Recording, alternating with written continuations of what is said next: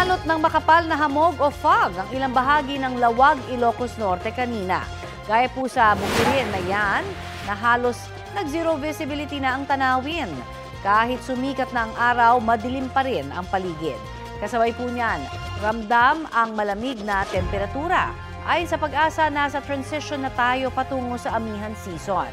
Patuloy namang binabantayan ang malakas na bagyo na nasa Pacific Ocean. Isa na po itong severe tropical storm at may international name na Halong. Namataan po yan mahigit 2,000 kilometro east-northeast ng extreme northern Luzon. Nananatili namang mababa ang tsansa ng nasabing bagyo na pumasok sa Philippine Area of Responsibility.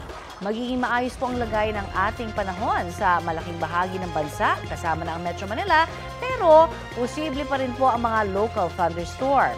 Magiging maulap naman at may mataas na tsansa ng ulan dahil sa Intertropical Convergence Zone sa Zamboanga Peninsula at BARMM.